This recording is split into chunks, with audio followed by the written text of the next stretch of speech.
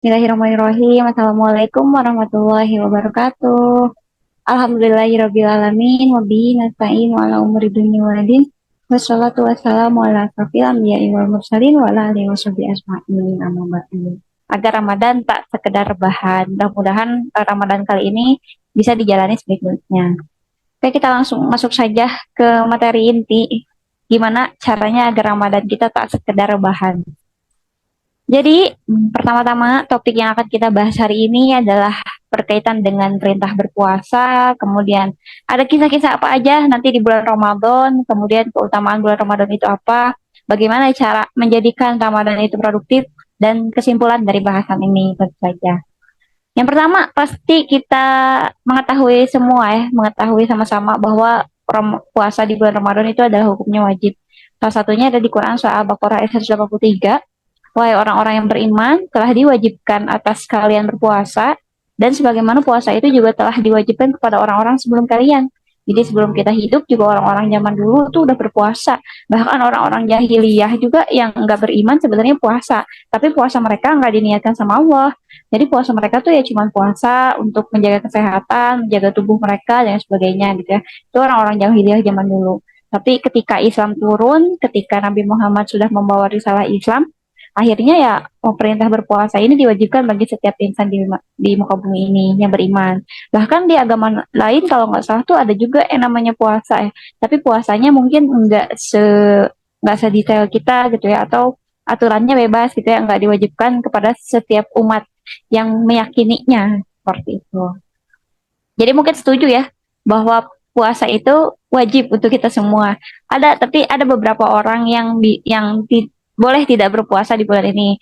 Kayak misalnya orang yang sedang melakukan perjalanan, kemudian orang hamil dan melahirkan, anak kecil, orang tua yang sudah sakit, atau orang-orang biasa tapi kondisinya nggak mampu buat melakukan puasa itu sendiri.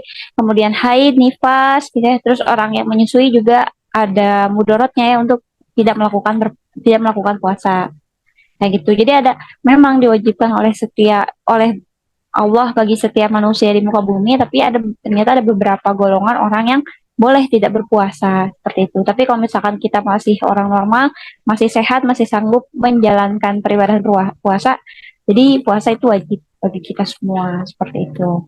Nah, kita masuk ke kisah sahabat Kais bin Sirmah. Jadi Qais bin Sirmah ini adalah salah satu kisah terkait dengan asbabun nuzul. Kenapa Allah pada akhirnya menjelaskan bahwa puasa itu dimulai dari matahari terbit sampai matahari tenggelam ya, atau tenggelamnya matahari. Jadi Qais bin Sirmah itu adalah salah satu sahabat Rasulullah. Beliau itu berpuasa ketika perintah puasa turun, ya beliau berpuasa. Nah, ketika dia sedang berladang karena kegiatan sehari-harinya berladang di kebun gitu ya, Faiz bin Firmah ini berkebun dari pagi sampai sore pas ia berpuasa. Ketika dia pulang ke rumah, ternyata si istrinya itu belum menyiapkan makanan apapun. Kemudian Qais bin Sirmah ini nanya sama istrinya, wahai istriku, apakah engkau tidak menyiapkan makanan untukku gitu ya? Apakah kamu nggak nyediain makanan apa-apa nih buat buka? Ternyata istrinya bilang, oh, wahai suamiku, yang nggak ada makanan di rumah ini gitu ya. Makanya aku nggak siapin makanan apa-apa. Nah mungkin Qais bin Firmah ini datang bawa sedikit rezeki, akhirnya ayo siapkan makanan untuk berbuka nanti gitu ya. Nih aku sudah sediain, mangga disiapin aja gitu ya sama istri buat makanan berbuka. Nah, ketika itu sang istri kemudian bersiap untuk menyiapkan makanannya gitu ya. Dia tuh keluar beli beli beberapa bahan, kemudian pulang lagi untuk menyiapkan makanan bukaan. Tapi pas makanannya udah tersedia, udah siap saji gitu ya, kemudian udah waktunya berbuka juga dan sebagainya. Akhirnya pas istrinya lihat, oh kok bin Firmah ini lagi tidur. Jadi istrinya tuh bingung antara, aduh kasihan nih dia belum makan gitu ya, belum buka. Tapi pas kalau dibangunnya juga kasihan juga karena dia capek kerja gitu ya. Nah pada saat itu istri dari Kois bin Firmah itu nggak ngebangunin Kois. Jadi ya udah dia tuh tidur gitu. Dia tuh belum buka dalam keadaan lapar dan keadaan lelah sudah bekerja, tidur. Tapi sama istrinya walaupun makanan sudah disediakan, Kois ini nggak dibangunin. Ya udah gitu tidur aja. Pas pagi-paginya dibangunin sama istrinya. Pas bangun, terus kenapa kamu tidak membangunkan diriku gitu ya? Kenapa kamu nggak bangunin aku pas malam? ya aku kasihan sama kamu karena kamu capek dan sebagainya. Nah, pada saat itu kan belum ada aturan ya, kayak misalkan sahurnya di jam segini, terus puasanya tuh bukanya nanti maghrib, terus kita boleh makan loh ketika udah tidur. Jadi anggapan orang-orang pada saat itu, pada pada saat aturannya belum ada gitu ya, pada saat aturannya belum ada, orang-orang di zaman itu tuh melakukan puasa. Tapi mereka beranggapan ketika mereka sudah tidur, jadi ketika sudah lewat waktu berbuka, terus mereka tidur, artinya mereka tuh nggak boleh makan lagi, nggak boleh makan lagi, nggak boleh bersetubuh, nggak boleh apapun. Jadi ketika dia sudah tidur, berarti puasanya dimulai. Jadi nggak ada aturan puasa dimulai setelah imsak gitu ya, atau setelah setelah matahari terbit. Nah, nggak ada aturan itu sebelumnya karena kan perintahnya belum sempurna turunnya. Ketika itu Kois bangun, akhirnya dia puasa lagi. Jadi karena aturannya belum sempurna, Kois pas bangun, akhirnya dia puasa lagi. Jadi 2 hari dia nggak makan ya. Pas kemarinnya dia dari pagi sampai sore nggak makan, terus dia ketiduran karena ada anggapan ya udah berarti udah tidur, kita harus mulai puasa lagi. Karena saya sudah tidur, saya harus mulai puasa lagi. Jadi dia nggak makan sedikit pun di hari itu. Nah, ketika jam 12-an atau jam 1 ya dikisahkannya sekitar matahari di atas kepala, berarti jam 1-an ya. Matahari di atas kepala jam 1 atau jam 2 lah, jam 2 siang. Kois itu pingsan, teman-teman. Jadi Kois itu pingsan, Kois bin Sirmah itu pingsan karena nggak kuat, kelelahan, kemudian kelaparan. Nah, akibat hal itu, kisah ini atau kasus ini sampai kepada Rasulullah dan Rasulullah itu ternyata udah dikasih sama Allah turunnya surat Quran surah Al-Baqarah ayat 187. Jadi dihalalkan bagimu pada malam hari, pada malam hari saat setelah buka atau setelah berpuasa bercampur dengan istrimu, makan dan minum dan sebagainya. Jadi walaupun nanti habis maghrib terus ketiduran sebentar, terus makan lagi di malam harinya ya udah nggak apa-apa gitu ya. Terus pas udah terawih tidur sebentar, terus makan lagi ya nggak apa-apa karena itu waktu berbuka gitu ya, mau bersetubuh dengan istri, mau makan sebanyak-banyaknya antara maghrib sampai nanti waktu imsak ya itu dibebaskan. Akhirnya aturan ini turun karena kisah Kois bin Sirmah ini. Karena kenapa Kois bin Sirmah itu nggak berpikiran ya udah teh pas bangun ya udah makan aja gitu ya kan belum waktunya imsak atau apa. Oh, iya karena aturannya itu belum komplit. Nah pas kondisi inilah Kois bin Sirmah seperti itu. Jadi mereka beranggapan kalau misalkan puasa tuh puasa aja. Ketika dia sudah tidur nggak bisa makan lagi, nggak bisa bersetubuh lagi dengan istri gitu dan sebagainya. Ini salah satu apa ya kisah yang sangat menarik untuk dikisahkan pada bulan Ramadan karena ternyata di balik aturan yang sudah sempurna ini ada kisah ini. Jadi orang-orang zaman dulu tuh puasa ketika dia sudah tidur atau sudah terlelap gitu ya udah ketiduran, mereka tuh ya udah ngelanjutin lagi puasa, nggak boleh makan, nggak boleh minum, itu sungguh menderita mungkin ya. Kenapa teh nggak sekalian aja gitu ya aturannya nggak kan ini masih dalam proses penurunan ayat ya. Jadi kan biasanya satu ayat tuh turun, sekarang misalkan ayat satu turun, terus nanti dilengkapin lagi sama ayat yang lainnya kan kayak gitu. Kayak misalkan perintah berhijab tuh, perintah berhijab kan bilang julurkanlah jilbabmu gitu ya untuk menutupi dada dan sebagainya. Nah, ketika ada turunnya perintah itu kan orang-orang muslimah pada zaman itu langsung narik tirai, langsung nyobekin baju yang agak panjang dan sebagainya buat menutupin auratnya ya, kepalanya dan sebagainya. Nah, nanti dilengkapin lagi bagaimana cara menggunakan hijab yang baik itu di ayat yang lain kayak gitu. Jadi aturan itu turunnya ya enggak langsung gitu, ada satu ayat dulu atau 2 ayat atau 3 ayat kayak gitu. Nah itu juga puasa, perintah puasanya udah ada dilengkapi lagi sama puasa Al-Baqarah 147. Jadi ketika puasa dimulai ketika matahari terbit sampai matahari tenggelam. Nanti ketika udah matahari tenggelam udah maghrib ya boleh buka, walaupun nanti malamnya makan apapun itu, kemudian mau bersetubuh dengan istri gitu ya, dengan pasangan suami atau istri pada malam puasa ya udah nggak apa-apa, asalkan nanti pas mau imsak mandi besar dulu gitu ya, atau pas sahur mandi besar dulu untuk Pak. Jadi kita bisa ngejalanin puasa di esok harinya kayak gitu. Kisah sahabat Kois bin Sirmah bahkan sampai pingsan gitu ya karena nggak kuat, udah 2 hari nggak makan, 2 hari nggak makan karena puasa ya, masya Allah ya. Akhirnya pada saat itu Kois tuh berbuka ya, kisah akhirnya Kois ketika sudah pingsan akhirnya berbuka kemudian dilengkapi dengan surat ini. Nah, besoknya baru ada aturan kayak misalkan bangun sahur, terus ada aturan imsak jam berapa, kemudian mulai puasa dari kapan, terus bukanya sampai kapan, barulah ada aturan itu. Setelah ayat ini turun, yang ternyata di balik ayat ini turun ada juga kisah Qais bin Sirma. Seperti itu. Apalagi teh, nah sebaiknya saat kita mau menyambut bulan Ramadan itu kita harus sibuk mempersiapkan dan galau saat ditinggalkan. Jangan kebalik ya. Kita biasanya aduh galau mau masuk bulan Ramadan gitu ya, harus puasa, harus nahan emosi dan sebagainya. Malah sibuk mempersiapkan pas udah mau selesai. Pas udah mau selesai 10 hari terakhir udah sibuk banget nyiapin baju lebaran, bikin kue, apalagi bikin ketupat, bikin hampers buat teman-teman semua. Terus apalagi ya banyak banget yang di apa persiapkan menjelang menjelang Lebaran. Tapi pas mau Ramadannya nggak mau persiapan apa-apa ya biasa aja gitu. Nggak ada targetan yang mau dicapai, nggak ada kegiatan yang mau dilakukan, nggak ada kegiatan apapun yang ingin dikerjakan di bulan Ramadan. Jadi jangan sampai kebalik, kita seharusnya sibuk mempersiapkan dan galau ditinggalkan. Bukan galau pas mau masuk Ramadan, tapi sibuk mempersiapkan mau Lebaran. Dibalik ya. Nah, ini juga ada kisah-kisah di zaman dahulu tentang sibuk mempersiapkan. Contohnya apa saja ya, rutin berdoa agar disampaikan umur sampai Ramadan. Jadi para ulama itu atau para orang-orang solih dahulu, doanya tuh ada dua. Mereka itu kan dalam satu tahun ada 12 bulan ya. 6 bulan awal itu mereka berdoa, ya Allah mudah-mudahan umurku sampai di Ramadan selanjutnya. Yang selanjutnya 6 bulan selanjutnya ketika Ramadan sudah lewat, ya misalkan bulan ini Ramadan ya, bulan ini Ramadan. Nah ketika Ramadan sudah selesai, mereka berdoa, ya Allah mudah-mudahan amalku di bulan Ramadan diterima. Jadi ketika 6 bulan setelah Ramadan, kayak misalnya Maret ini kan Ramadan, Maret, April, Mei, Juni, Juli, Agustus. Nah sampai Agustus tuh para ulama tuh berdoa mudah-mudahan segala amal yang aku lakukan di bulan Ramadan ini dapat diterima oleh Allah. Nah, ketika udah Agustus berarti September sampai puasa bulan depan berdoanya, ya Allah mudah-mudahan aku dikasih usia buat bertemu lagi dengan Ramadan selanjutnya.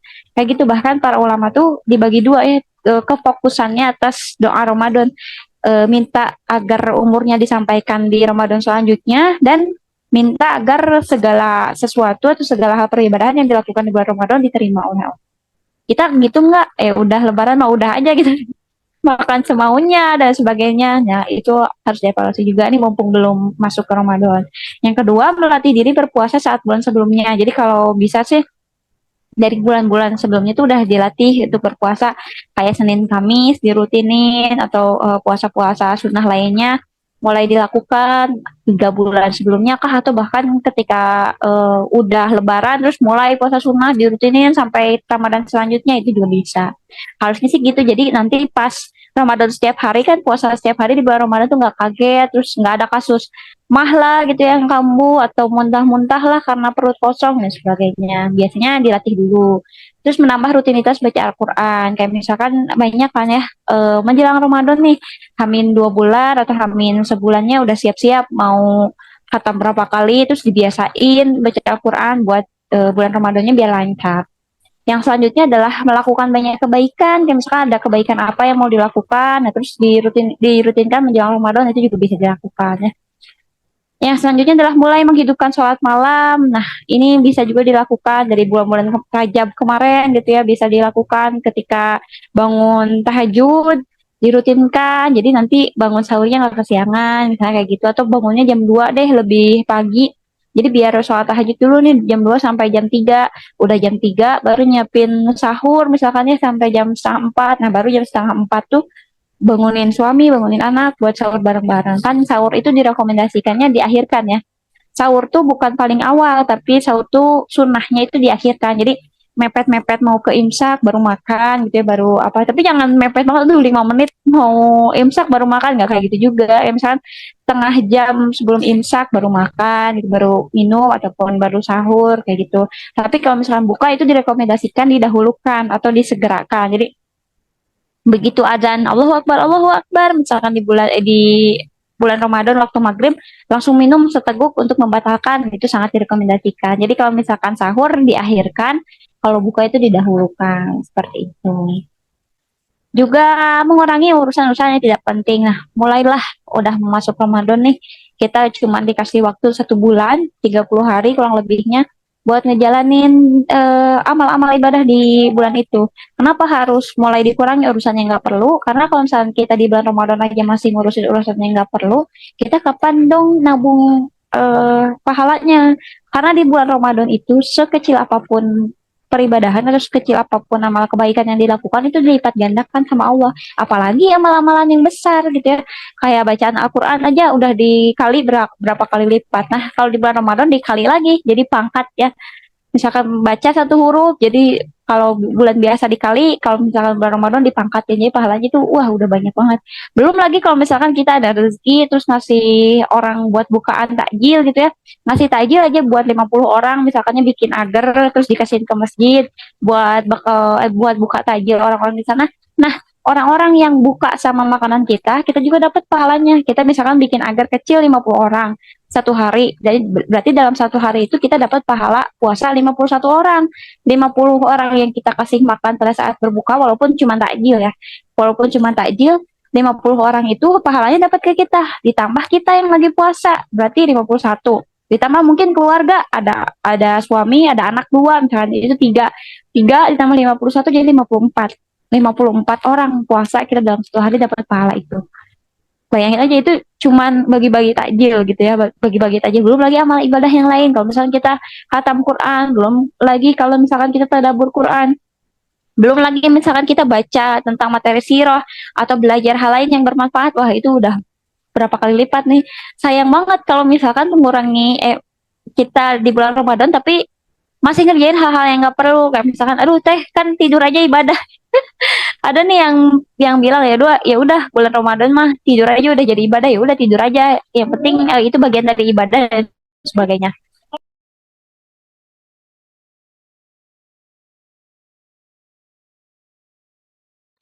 kayak gitu. Jadi kalau misalkan tidur aja udah bernilai ibadah, apalagi kalau kita melakukan kebaikan pasti yang kita dapat itu lebih banyak. Mulailah kurangi urusan-urusan yang nggak perlu. Kalau misalkan sekarang masih Netflix kan punya apa tanda tontonan di episode mana, selesaikanlah sebelum Ramadan. Kalau misalkan punya apa lagi melakukan urusan apapun itu ya yang di luar dari aktivitas ibadah, selesaikanlah sebelum Ramadan gitu. Nanti mudah-mudahan di bulan Ramadan bisa dimaksimalkan dengan urusan-urusan yang penting-penting aja gitu ya. Nah, itu tentang menyambut bagaimana cara kita sibuk mempersiapkan, harus mempersiapkan ini mempersiapkan diri untuk Ramadannya. Terus galau saat ditinggalkan ini ada kisah Ali juga ya, kisah Ali yang bersedekah menjelang Idul Fitri. Jadi Ali itu saat Ali pulang dari masjid, jadi masa-masanya pas mau malam takbiran gitu ya.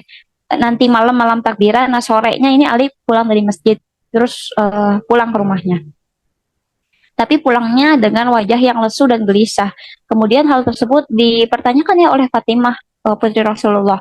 Ali menjelaskan bahwa dirinya sedang berada di tengah rasa gundah karena telah merasa lapar saat bulan Ramadan, tapi seringkali melupakan nikmat karena perut seringkali terisi.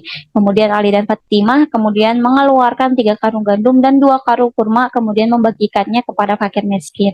Sebagian menjelaskan bahwa memang hanya sekian stok makanan yang mereka miliki. Jadi kondisinya ini pada saat mau malam takbiran, besoknya lebaran, malamnya malam takbiran, ini sorenya. Nah sorenya Ali itu lagi abis kumpul-kumpul lah ya sama Umar, sama Abu Bakar, sama Utsman dan sebagainya gitu ya. Udah kumpul-kumpul sama bapak-bapak lain, pulang ke rumahnya. Ketika pulang wajahnya itu murung, wajahnya itu nggak senang padahal besok lebaran. Terus Fatimah ini sebagai istrinya kan nanya, Bang kenapa gitu, Mas kenapa, atau suamiku kenapa kok murung gitu kan besok kita mau lebaran. Ternyata Ali ini punya pikiran ternyata aku ini sering melupakan nikmat Allah ya. Aku udah sering dikasih makanan, aku udah sering perutku sudah sering terisi gitu ya. Dengan Ramadan ini aku merasakan rasa lapar yang ya lapar gitu ya. Mungkin sebagian orang merasakan ini setiap hari nggak di bulan Ramadan aja. Kayak gitu akhirnya kedua pasangan yang soleh solehah ini Ali sama Fatimah ya udah mau apa dong untuk apa ya menghilangkan rasa gundah itu. Akhirnya Ali dan Fatimah itu menyedekahkan 3 karung gandum sama 2 karung kurma yang ada di rumahnya. Dan ternyata apa teman-teman itu adalah pemberian yang lain. Jadi kan Ali sama Fatimah itu kondisi keluarga rumah tangganya itu diuji dengan ekonomi ya. Kan setiap ujian rumah tangga itu beda-beda. Nah khusus untuk Ali sama Fatimah ujian keluarga atau rumah tangga itu ekonomi kan. tiga karung gandum dan dua karung kurma ini adalah pemberian dari yang lain. Jadi kayak misalkan ada sahabat yang ngasih kayak hampers lah mungkin ya, kalau tahun sekarang kalau zaman sekarang mah hampers mungkin dikasih sama teman-temannya. Ali sama Fatimah tuh dapat segini, tiga karung gandum sama dua karung kurma. Ternyata sama Ali itu dan sama Fatimah itu dipilih untuk ya udah kita sedekahkan aja semua makanan yang ada di kita. Jadi Ali sama Fatimah itu hanya menyisakan beberapa beberapa wadah gandum sama beberapa wadah kurma untuk dimakan sampai besok.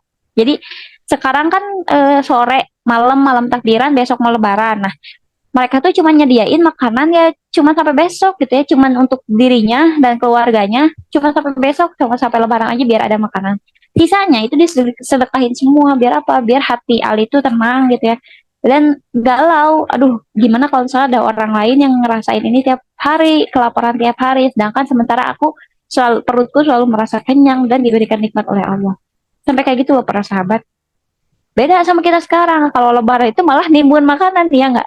Ini takut ada saudara jauh, oke lah nggak apa-apa kalau misalnya memang ada saudara jauh. Ya kalau misalkan memang nggak ada saudara yang datang tapi kebiasaannya nimbun makanan gimana? Kan banyak ya.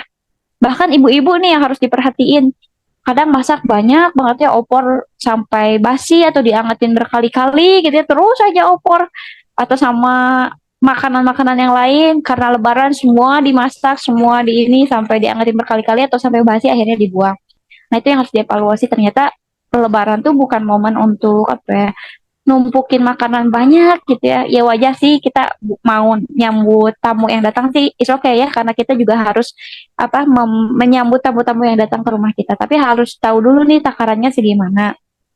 Kita harus bisa nakar, oh tamu yang biasanya datang tahun-tahun lalu tuh segini. Biasanya saya harus nyiapin makanan seberapa banyak gitu ya, biar nggak mau bazir kayak gitu. Ini terjadi pada kisah Ali sama Fatimah. Bahkan lebaran aja mereka hanya punya beberapa wadah gandum sama beberapa kurma. Udah gitu aja, nggak banyak-banyak kok. Walaupun ada yang datang ke rumah, ya mereka sediakan seadanya, nggak berlebih-lebihan. Bahkan di satu riwayat, di satu kisah ya, ada kisah yang lainnya bilang, ada anak-anak Fatimah, yaitu Hasan dan Husain, ketika ada anak-anak Ansor lain yang punya baju gitu ya, baju bagus yang dibeli pada saat mau lebaran, Hasan dan Husain itu minta sama Fatimah, wahai ibuku gitu ya, aku juga ingin memiliki pakaian yang lebih baik dari ini gitu ya untuk digunakan sholat besok, karena ngelihat anak-anak kaum Ansor pakai beli baju baru gitu misalkan, anak-anak kaum Ansornya beli baju baru, Hasan Husain tuh pengen juga, terus ngomong sama Fatimah, wahai ibuku, aku ingin juga memiliki pakaian yang sebagus itu atau pakaian yang layak digunakan untuk besok. Ternyata Fatimah itu nahan nangis gitu ya, karena aduh udah gak ada uang gitu, gimana lagi, kan memang diujinya kondisinya seperti itu. Aduh gak ada uang, Hasan Husain anak Nabi, cucu Nabi gitu ya, masa mau direndahkan seperti itu dan lain sebagainya. Akhirnya apa? Fatimah itu memeluk Hasan dan Husain, keduanya dipeluk sama Fatimah. Wahai anak-anakku, kalian mau pakaian yang lebih layak dari ini? Ya udah, sekarang kita pilih baju yang terbaik yang ada di rumah kita. Nanti kita coba untuk gunakan untuk besok. Jadi mereka itu pulang ke rumah, Hasan, Husain dan Fatimah itu pulang ke rumah, milih baju yang terbaik yang ada. Ternyata ada ini ya, ada sobekan di bagian tangannya.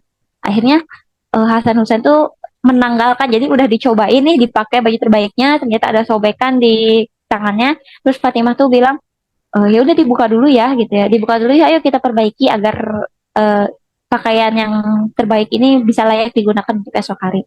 Semalaman itu pas malam takbirannya juga, Fatimah tuh menjahit baju anak-anaknya. Kayak gitu loh, sesedih itu loh teman-teman. Ternyata kisah di balik hari raya yang kita bangga-banggakan itu, yang rela beli baju, oh, dapet THR nih, beli baju yang mahal ya nggak apa-apa gitu dan sebagainya. Di balik kondisi berjibun padat-padatnya mall pada saat 10 hari Ramadan gitu, 10 hari terakhir Ramadan, ada Ali dan Fatimah yang rela mengeluarkan semua makanannya untuk menenangkan hatinya gitu ya, karena memang bukan kita aja yang lapar, orang lain juga lapar, bahkan orang lain tuh laparnya setiap hari, nggak bulan Ramadan aja. Di balik kita yang pakai baju baru setiap tahun atau anak-anak kita yang masih mampu dikasih baju baru, ada Hasan Hussein yang bahkan baju sholat idnya aja dijahit sama Fatimah pas malam-malam gitu. Sesedih itu gitu ya. galau saat ditinggalkan bulan Ramadan tuh. Enggak, kebalikannya. Kenapa sekarang vibes-nya jadi beda? Ramadan tuh jadi bulannya malas-malesan, tapi Lebaran itu malah sibuk dengan sesuatu yang enggak harus dilakukan. Ya mungkin karena udah akhir zaman, karena kebiasaan kita juga udah berubah gitu ya dan sebagainya. Itu yang harus dievaluasi. Apalagi teh kisahnya ada lagi ini kisah dari Umar bin Abdul Aziz. Siapa yang nggak kenal dari Umar bin Abdul Aziz ya? Umar bin Abdul Aziz adalah salah satu pemimpin yang sangat masyur, di mana kepemimpinannya itu sangat luar biasa hebat. Bahkan saking makmurnya kepemimpinan Umar bin Abdul Aziz, ada penjaganya yang keliling pasar. Jadi pada saat kepemimpinan Umar bin Abdul Aziz itu ada pengawalnya atau penasehatnya yang keliling pasar, terus dia tuh bilang, siapa yang pengen nikah dibiayain pemerintah gitu, siapa yang mau bangun rumah dibangunin sama pemerintah, siapa yang mau naik haji dibiayain sama pemerintah. Saking saking aman, tentram, makmurnya rakyat gitu ya pas pemerintahannya dipegang oleh Umar bin Abdul Aziz sampai segitunya. Siapa yang mau nikah? Ayo dimodalin sama pemerintah nikah aja gitu ya. Saya mau bangun rumah, saya kalian nggak punya rumah dibikinin sama pemerintah. Saking segitunya gitu, saking aman, tentram, damainya kondisi pada saat itu. Tapi pada saat apa ya? Pada saat khutbah Lebaran ini kan kalau misalkan kita udah sholatnya ada khutbahnya ya dari imam. Nah, khutbahnya kebetulan disampaikan oleh Umar bin Abdul Aziz. Beliau bilang, wahai manusia, sesungguhnya kalian telah berpuasa karena Allah selama 30 hari. Dan kalian melaksanakan sholat tarawih selama 30 malam. Di hari ini kalian keluar di lapangan gitu ya, kayak keluar mengharapkan kepada Allah agar dia menerima amal kalian. Dahulu ada sahabat yang kelihatan bersedih ketika Idul Fitri. Suatu ketika ada seorang sahabat yang bersedih, kemudian ditanya, ini adalah hari kebahagiaan dan kegembiraan. Mengapa kamu masih bersedih? Dia menjawab, betul, namun aku hanyalah seorang hamba yang diperintahkan Tuhanku untuk beramal karenanya, dan aku tidak tahu apakah dia menerima amalku atau enggak. Jadi Umar bin Abdul Aziz itu menjelaskan bahwa ya udahlah, kita suka cita menyambut Lebaran, tapi ada hal penting yang harus kita evaluasi di hari akhir gitu ya, di hari akhir Ramadan itu, apa amalku ini diterima nggak selama 30 hari berpuasa melakukan beribadah, karena sayang banget nih dalam 30 hari itu kalau nggak dimanfaatkan sebaik-baiknya. Bahkan para sahabat tuh sampai nangis ya ngedenger khutbah ini, panjang sih khutbahnya. Khutbahnya panjang, ini hanya pembukaan. Jadi di bawahnya itu Umar bin Abdul Aziz tuh mengevaluasi, apakah sholatku diterima wahai Allah gitu ya, sementara sholatku ini masih biasa saja. Apakah bacaan Al-Qur'anku ini diterima wahai Allah gitu ya. Padahal aku belum memahami setiap bagian dari kata yang ada di Al-Quran tersebut. Terus dievaluasi sama Umar bin Abdul Aziz sampai para sahabat yang mendengar khutbah Lebaran Umar bin Abdul Aziz ini sampai nangis dan berpikir, iya ya, kok bisa-bisanya gitu ya kita merasakan lega gitu ya. Lebaran emang sih boleh bergembira telah melewati Ramadan. Tapi hal yang harus kita pikirin lebih dalam adalah kita udah melakukan apa aja ya selama 30 hari terakhir. Sadar nggak sih kemarin tuh kita masih masuk ke Podline episode 1. Sekarang udah 62 hari berlalu, kita udah masuk ke episode 9. Udah 2 bulan lebih nih, kerasa nggak? Nggak kerasa kan, secepat itu waktu berlalu. Apalagi bulan Ramadan nih, cuma 1 bulan. Jadi para sahabat tuh mengevaluasi apakah amalku diterima, aku sudah melakukan apa saja di bulan bahkan itu pas hari Lebaran gitu ya, pada mengevaluasi. Juga sabda Rasulullah dari Ibnu Mas'ud radhiyallahu anhu bersabda ya bahwa siapapun yang amalnya diterima pada malam ini, jadi ketika malam hari raya gitu ya, mau malam takbiran, siapapun yang amalnya diterima malam ini, aku akan berikan ucapan selamat kepadanya. Dan siapapun yang amalnya ditolak malam ini, aku turut bela sungkawa atasnya. Wahai orang-orang yang diterima amalnya, aku ucapkan selamat atas kalian, dan wahai orang-orang yang ditolak amalnya, semoga Allah menutupi musibahmu. Rasulullah itu pada saat malam takbiran pernah bersabda kayak gini. Jadi siapapun yang amalnya diterima, jadi siapapun yang amalnya diterima pada saat bulan Ramadan ya bersenang-senanglah kamu gitu ya. Alhamdulillah kamu telah melakukan amal kebaikan di bulan ini. Tapi barang siapa yang amalnya ternyata sia-sia, tidak diterima sama Allah, bahkan dia melewatkan bulan Ramadan begitu saja, dia turut berduka cita karena itu adalah salah satu musibah dalam kehidupan. Dalam 60 tahun kehidupan, mungkin ya kita Iqma ini dikasih umur 60 tahun. Berapa Ramadan yang telah dilewati dan berapa berapa Ramadan yang telah dimaksimalkan dengan baik. Sementara kalau misalkan kita nggak bisa memaksimalkan ibadah di bulan Ramadan, mau bulan apa lagi sih kita bisa memaksimalkan peribadahan kita? Apalagi keutamaan bulan Ramadan. Jadi yang pertama, pada bulan ini setan diikat, pintu neraka ditutup, dan pintu surga dibuka selebar mungkin. Kenapa vibes-nya tuh beda sama bulan-bulan yang lain? Kalau misalnya kita masuk ke bulan Ramadan, vibes-nya tuh beda. Kayak misalkan kita tuh dituntut untuk melakukan ketaatan, atau orang-orang lain juga pada punya targetan tertentu, atau program-program juga di kayak apa ya, seolah dunia itu mendukung buat kita melakukan ketaatan. Itu karena setan-setan dibelenggu. Kayak misalkan susah banget setan tuh buat ngegoda kita. Sebenarnya di luar bulan Ramadan itu setan tuh ada 4 yang ngegoda kita, teman-teman. Ada di kiri kanan, ada di depan belakang. Jadi kalau misalkan kita jalan ke depan ada setan yang ngegangguin, belakang juga ada, kiri kanan juga udah pasti gitu ya. Dijagain satu orang sama 4 setan, bayangin. Itu yang ngikutin kita kemana-mana ya, satu orang sama 4 setan. Belum lagi kalau misalkan kita ke tempat apa, ketemu di jalan ada setan apa ngikutin kita, ngegoda kita, aduh udah aja.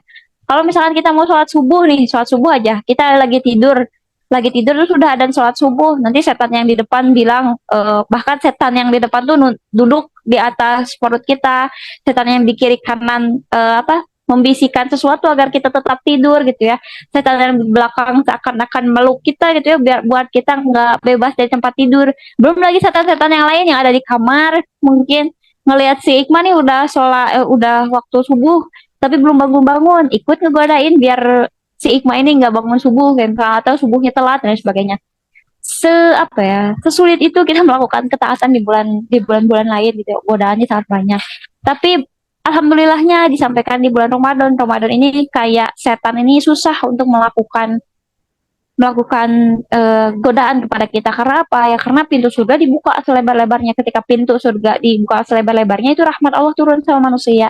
Allah tuh beri kemudahan, ridho Allah tuh kemudahan, beri kemudahan kepada kita untuk melakukan ketaatan. Yang kedua, bulan Ramadan adalah bulan yang penuh ampunan. Jadi barang siapa yang minta sholat tobat, atau mungkin pernah melakukan maksiat apapun itu, minta banyak-banyak atau sholat tobat banyak-banyak di bulan Ramadan. Karena ya bulan penuh ampunan, apapun yang maksiat yang dilakukan atau pernah dilakukan oleh kita, minta ampun di bulan Ramadan, insya Allah bakal Allah ampuni ya langsung, atau Allah hapus dosa-dosanya semua. Yang selanjutnya adalah bulan Ramadan adalah bulan yang diturunkannya Al-Quran, jelas ya.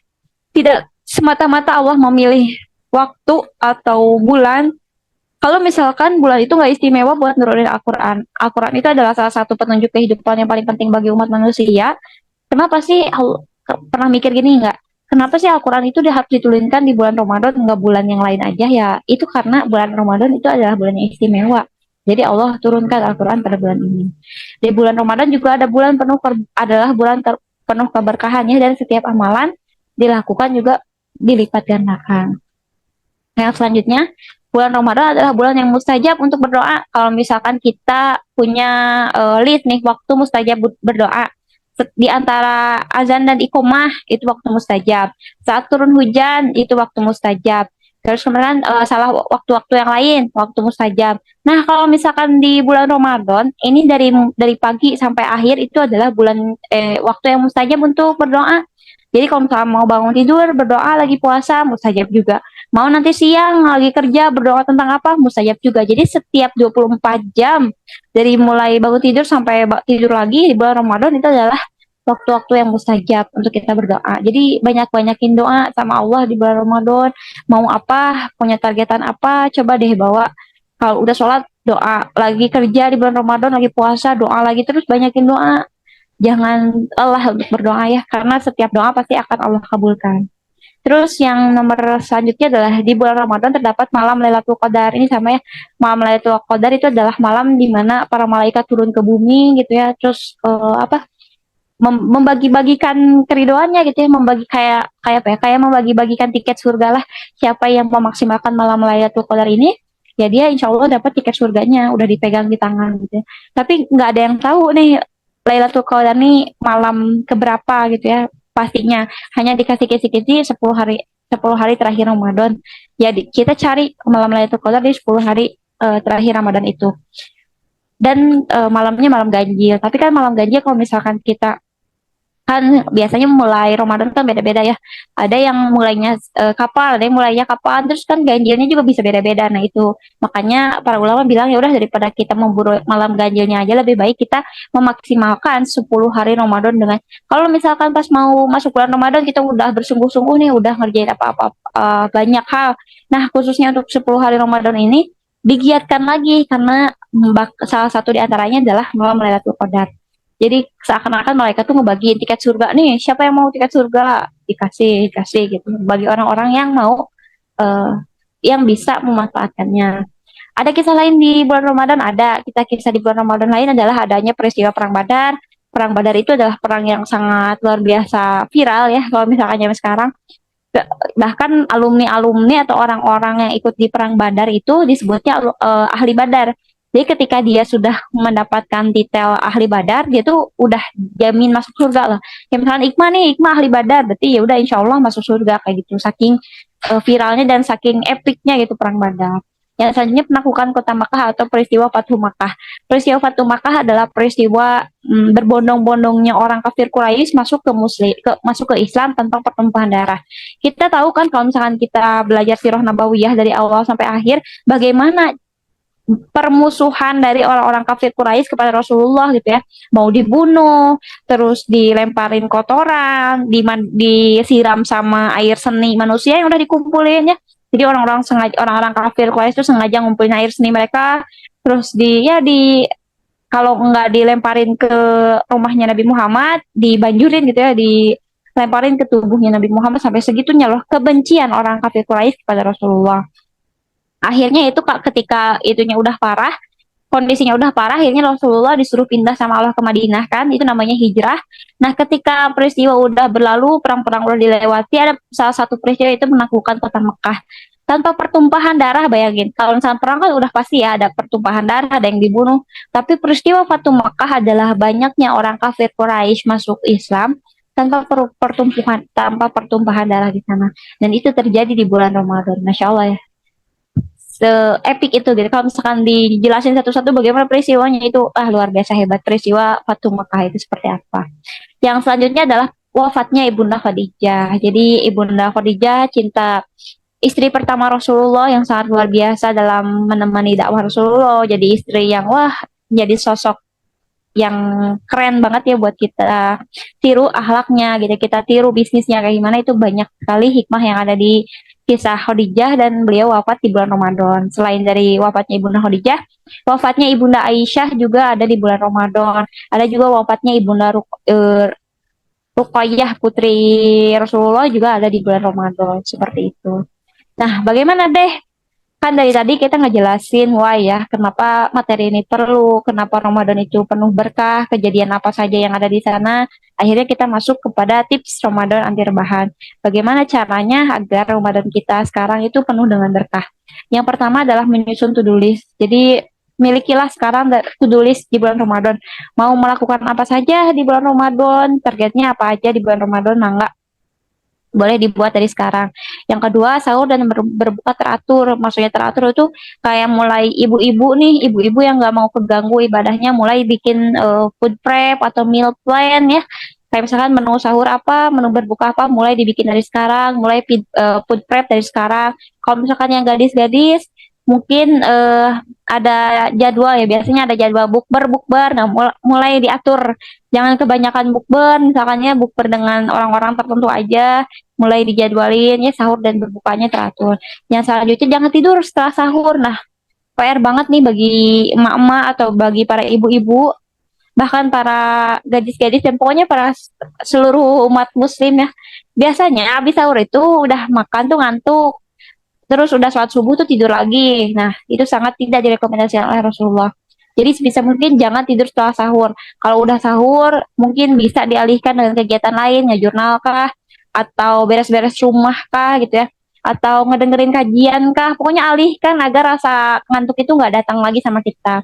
Nanti ketika udah matahari terbit, misalnya sekitar jam 8 pagi, atau jam 9 pagi kalau nggak kerja ya, kalau nggak kerja atau lagi libur, atau bahkan ibu rumah tangga yang udah kelelahan nyiapin sahur dari jam 2 misalkan, mau tidur lagi boleh. Jadi kalau misalkan habis subuh ke waktu syuruk atau waktu matahari terbit itu nggak boleh tidur lagi. Tapi kalau misalkan di jam-jam 8 gitu ya, jam 9 pagi terus ngerasa ngantuk, boleh tidur di jam itu, kayak gitu. Yang selanjutnya olahraga ringan. Teh tuh lagi puasa gimana olahraga ya? Justru kalau misalkan lagi puasa nggak olahraga, kita bawaannya tuh lemes gitu ya, atau pengennya tidur. Terutama di hari-hari 10 hari pertama bulan puasa deh rasain. Pasti rasanya tuh capek banget, haus banget, lapar banget kayak gitu. Ya olahraga ringan kayak misalkan jalan-jalan kaki kah gitu ya di sekitaran komplek, nggak usah lari, jalan kaki aja. Yang penting badan kita tetap fit. Jangan sampai nanti asupan ini juga asupan makanannya enggak teratur, nggak dibarengin sama olahraga yang ringan. Kayak misalnya sekedar yoga kah atau sekedar ikut pilates kah gitu ya, lihat pilates di YouTube terus lihat sambil olahraga ringan itu boleh. Nggak usah ponpit yang harus nari-nari kayak gitu, nggak usah harus lari, nggak usah harus maraton yang capek-capek. Enggak, olahraga tuh nggak cuma itu kan, olahraga juga ada olahraga ringan yang bisa dilakukan. Yang penting kita ngejaga tubuh kita agar fit aja. Yang selanjutnya tidur siang secukupnya, boleh kalau misalkan mau tidur siang capek dan lemas, boleh tidur siang. Mangga tidur siang, gunakan sebaik-baiknya. Kurangi kegiatan yang nggak perlu, ini udah dibahas tadi ya, mulai kurangi kegiatan yang nggak perlu. Disiplin dengan jadwal, kan tadi udah bikin to-do listnya ya, kan misalkan bulan Ramadan ini aku mau tadabur juz 30 tuh selesai semua gitu ya. Terus mau hatam 1 kali, misalkan atau mau hatam 2 kali, nah itu dibikin targetannya di awal, dibikin to-do listnya. Nah, mulai disiplin dengan jadwal. Jadi kalau misalkan udah bikin jadwalnya mau ngerjain apa, mulailah disiplin di hari itu gitu ya. Dan hari-hari selanjutnya sampai Ramadan berakhir. Ini yang selanjutnya buat target ibadah. Nah, buat target ibadah itu maksudnya karena tadi ya, misalnya mau 1 kali hatam, berarti perharinya mau ngapain, perharinya harus kayak gimana ngejalanin harinya, itu target ibadah yang akan dilakukan. Kalau misalnya aku pengen terawih itu full dari awal sampai akhir, kecuali kalau misalkan lagi head, berarti liburnya pas lagi head aja. Berarti itu udah dibikin targetnya sebisa mungkin didisiplinkan dan targetnya itu dicapai sampai akhir Ramadan nanti. Nanti dievaluasi akhirnya apakah targetan itu tercapai atau enggak. Kayak gitu. Nah, ini nih. Yang selanjutnya tips Ramadan anti rebahan gimana? Miliki tracker ibadah di setiap harinya punya tracker ya. Apakah trash ibadah ini sesuai enggak, dikerjain enggak? Kayak misalkan sholat subuh sesuai enggak? Misalkan checklist, sholat tarawih enggak di checklist. Punya tracker gitu ya. Biar apa? Tracker itu bukan semata-mata buat dihias, diupload ke sosial media dan sebagainya enggak. Cuman buat kita aja trackernya. Jadi kayak misalkan hari pertama ternyata kita bisa melakukan semuanya ya, tadarus iya gitu, terus kita nambah hafalan iya, menghindari kegiatan yang nggak penting iya, pokoknya semua checklist. Kenapa ternyata di hari kelima banyak yang bolongnya nih, kenapa? Nah itu bisa di trace. Kenapa kita bisa kayak gitu? Padahal kan hari pertama kita udah konsisten, bisa dievaluasi. Biar apa? Semata-mata agar 24 jam kita berguna dan bermanfaat. Kayak misalkan pagi-pagi kita ngapain, siang kita ngapain, malam kita ngapain, setelah bangun tidur kita ngapain, sahur ngapain, nah pokoknya banyak yang bisa dilakukan dalam 24 jam. Jangan sia-siakan waktu di bulan Ramadan. Yang selanjutnya adalah challenge dirimu. Jadi kalau misalkan sekarang belum pernah melakukan apa, cobain deh di bulan ini. Kayak misalkan kalau misalkan belum menikah, terus ada kegiatan kan biasanya kalau di masjid-masjid besar, terutama di kota Bandung, ada di Masjid Salman, ada di Masjid Pusdai, dan masjid-masjid besar lainnya yang ada di kota Bandung tuh biasanya ada komunitas komunitas pemuda dan pemudi gitu ya.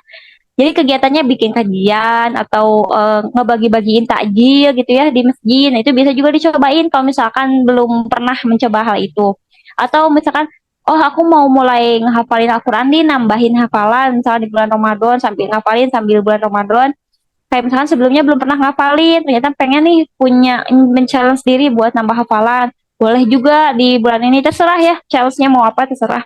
Dalam bidang apapun terserah, tapi cobalah untuk menantang diri sendiri apakah sanggup atau enggak kayak gitu. Tapi kalau misalkan nanti di akhirnya ternyata aku cuma bisa ngafalin 2 surat misal atau 3 surat, jauh dari ekspektasi, ya nggak apa-apa, setidaknya kita udah mencoba dan mau berusaha. Nanti setidaknya kita udah punya catatan di tahun depan, oh tahun kemarin tuh bisa nambahnya dua dua surat, misalkan bisa nggak ya tahun ini nambah jadi tiga tiga surat dan lain sebagainya.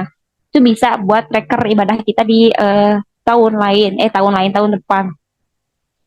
Yang selanjutnya pertahankan semangat. Biasanya di hari pertama sampai hari 10 itu semangat banget ya. Oh, aku udah punya target mau hatam Quran, mau nambah hafalan, mau ikut kegiatan ini. Tapi ternyata cuma bertahan sampai 10 hari semangatnya. Pertengahan udah kendor.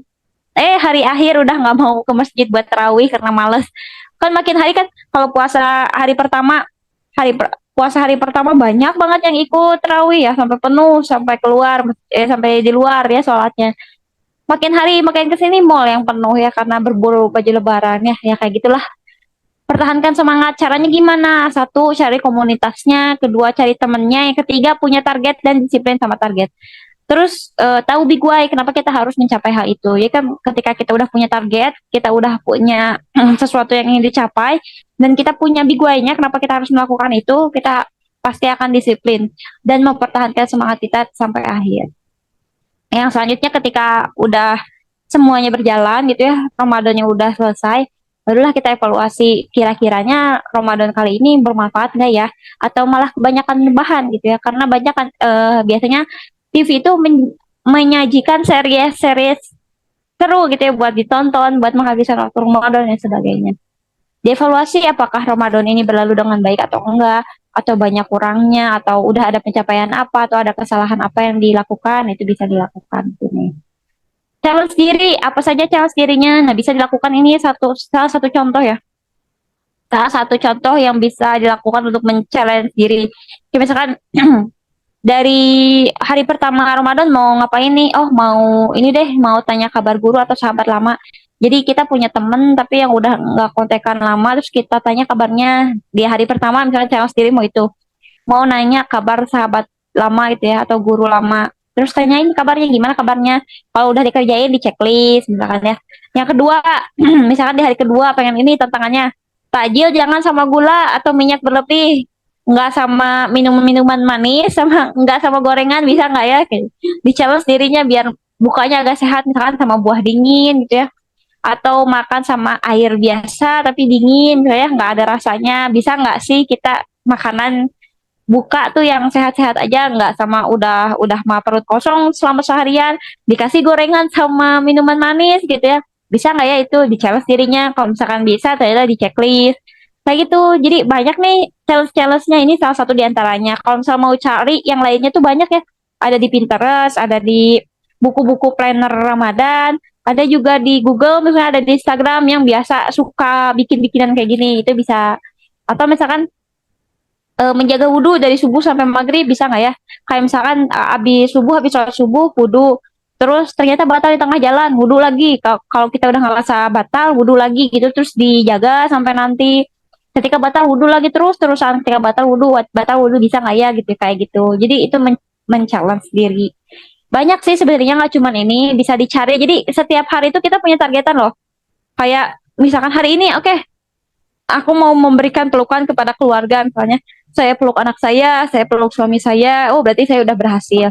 Ada juga kan yang kadang susah gitu ya, atau gengsi pelukan sama ibunya kalau misalnya udah gede, atau pelukan sama suaminya mungkin, kayak gitu bisa juga di challenge. Jadi tiap hari itu ada kegiatan unik yang bisa dilakukan. Ini sebenarnya challenge ringan ya. Kalau challenge yang untuk berkelanjutan tadi udah dijelasin ya, kayak misalkan satu satu kali hatam di bulan ini ataupun apapun itu bisa, tapi disesuaikan dengan diri sendiri. Mana mana yang mau dibawa, mana yang mau dikerjain, boleh banget. Kayak gitu. Ya, jadi Ramadan tuh asik gitu ya dijalaninnya, enggak ya udah gitu ya. Jika angin surga di bulan Ramadan saja tidak bisa membuatmu lebih bertakwa, jadi kan tadi pintu surga dibuka selebar-lebarnya ya.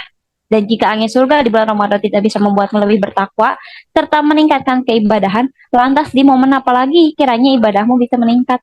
Kalau udah dibuka surga aja sama Allah, semuanya pintu surga dibukain, dan angin surga ke manusia di bulan Ramadan aja nggak bisa bikin kamu taat, nggak bisa bikin kamu lebih melakukan kebaikan sebanyak mungkin gitu ya. Terus di bulan apa kamu berharap kamu bisa meningkatkan keimanan? Di bulan biasa yang setannya sebanyak itu tadi, atau di hari-hari biasa selain hari Ramadan gitu ya, yang saat kemaksiatan di mana-mana merajalela gitu ya, dan setan tuh sebebas-bebasnya nggak dibelenggu. Jadi evaluasi buat kita nih, kalau misalnya di bulan Ramadan aja kita nggak bisa memanfaatkan diri kita untuk melakukan peribadahan lebih banyak, mau nunggu hari apa? Hari kematian. Nah, itu sebagai evaluasi bagi kita semua. Sekian materi hari ini.